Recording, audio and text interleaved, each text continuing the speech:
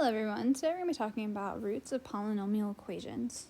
So if you recall in other classes, a rational number is a number written in the form p over q,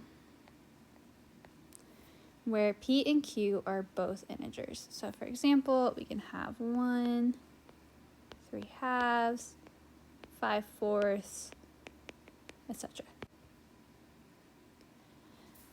And so something that we can use to help us solve these polynomial equations is something called the rational root theorem. And that says that if we let f of x equal to this polynomial of degree n be a polynomial with integer coefficients. Something we see is the integer roots must be factors of the constant a0. And if p over q is a rational root of f of x, then p is a factor of the constant term.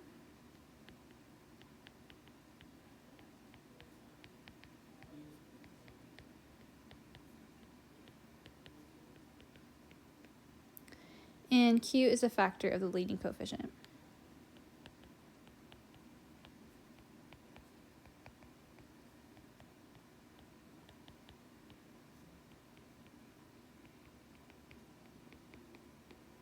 So essentially, this theorem helps us find possible solutions or roots of our polynomial function. And so it's important to note it's only listing possible, so we have to test the values from the list to see which are actual solutions. But this kind of narrows down what our possible solutions are. And that's going to be the p over q. And again, p is a factor of the constant term, so that is your a0, that very last term at the end. And q is a factor of the leading coefficients, that is your an, that factor in the number at the very beginning on your first term.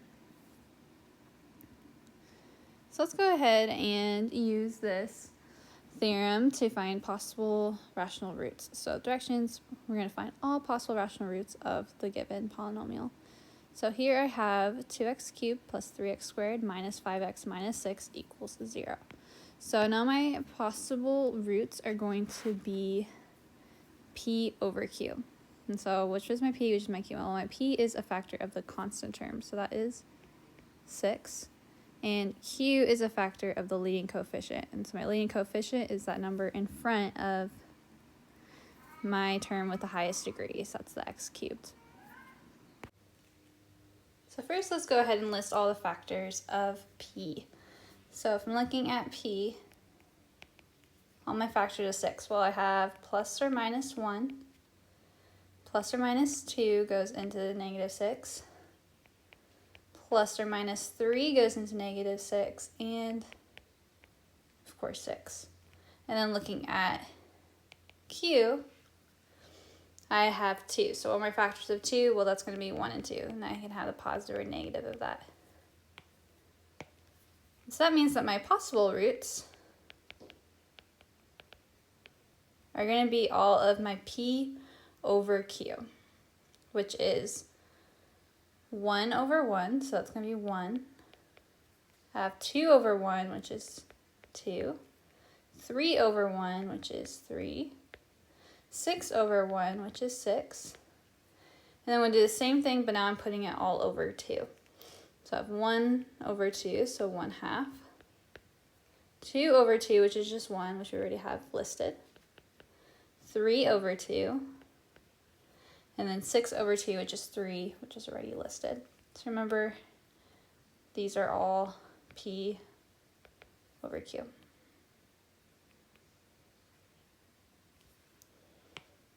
Okay, let's look at one more example. So here I have x cubed minus 4x squared plus x plus 8 equals 0. I want to find all possible rational roots of the polynomial. So first I'm going to figure out my factors of my p and q. My p here is, again, my constant, so that is 8. My q is the number in front of my leading term. Here there's not a number there, so that means that's really just 1.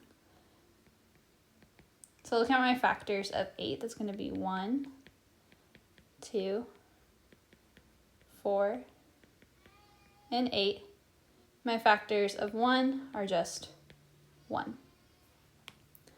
So this time my possible roots are actually just going to be the same as my factors of p because I do p over q. My q is just 1. Anything divided by 1 is just itself. So my possible roots here are going to be plus or minus 1, plus or minus 2, plus or minus 4, or plus or minus 8.